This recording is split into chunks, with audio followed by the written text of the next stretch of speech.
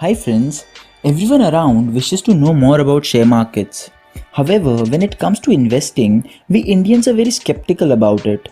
Few reasons why we might be skeptical about investing into shares is that we must have at least heard one person saying that they have lost a lot of money in shares.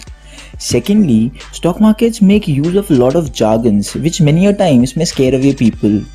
Last but not the least, a lot of misconceptions keep Indian investors away from the stock markets. Hence, today I am going to share with you that one trick that will help you earn good returns from the stock market in the longer run. Before starting, I want you all to understand that whatever is going to be learned by you all is based on pure fundamental analysis and not something made up by me. Hence, we will have to learn a few concepts, but nothing to worry about. The concepts are super easy and we together can easily nail it. The important concepts that we need to learn are book value, earning per share, and return on equity.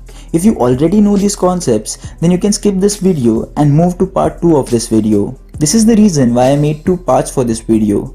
But if you don't, then stay with me because what you're about to learn is really valuable.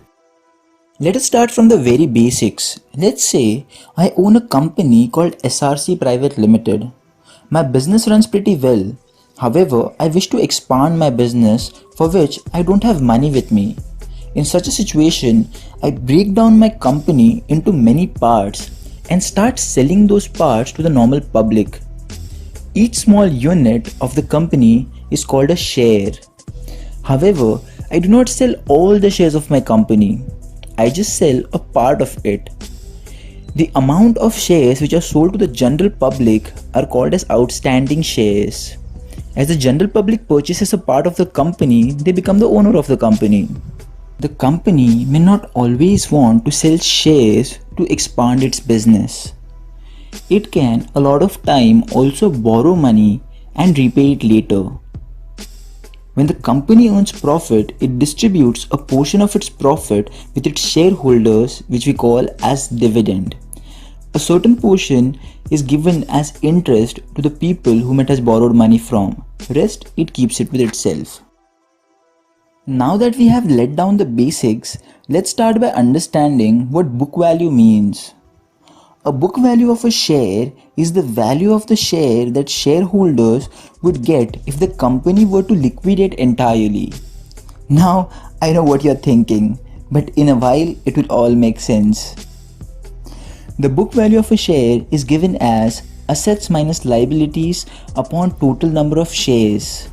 Let's say our company has total assets worth rupees 1000 and it has liabilities worth rupees 340, and the total number of shares the company is broken down into is 30. In that case, we get assets worth rupees 1000 minus liabilities worth rupees 340, the total number of shares rupees 30. Hence, the book value of the share is 660 upon 30, which translates to rupees 22. Rupees 22 is the value of each share that the shareholders would end up getting if the company were to shut down today. You see, I told you it's gonna be easy. To avoid misunderstanding, let us learn earning per share and return on equity together. For the sake of simplicity, let's make 2 assumptions. Assumption 1. Let's assume that all the shares are distributed amongst investors. In that case, the total amount of shares outstanding will equal the total amount of shares, which is 30. Secondly, we'll assume that the company has earned a net profit this year of rupees 60. Let us now learn EPS and ROE.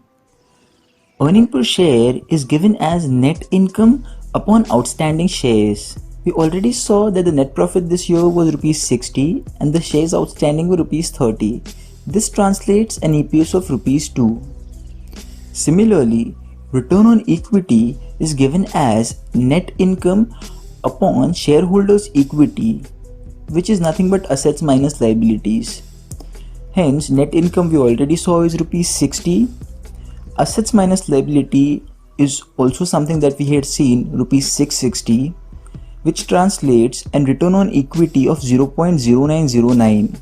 For the sake of simplicity, let's round it off to 10%. The EPS tells us how much profit did the company earn for each outstanding share, or in other words, what was the profit earned for one share. The name itself is self-explanatory. Return on equity tells us how much efficient you are as a company to make profit out of your existing assets. Return on equity is an efficiency ratio. This makes return on equity very important. We can calculate return on equity by different method as well. That is by dividing EPS with its book value. We already saw a earning per share of rupees 2 and a book value of rupees 22. Hence, if we divide 2 by 22, we end up getting a return on equity of 0.0909, which we rounded off to 10%. Friends, I face a time constraint which makes me go a little fast. If you didn't understand the concepts, feel free to see the video once more. Hope to meet you in the second part of this.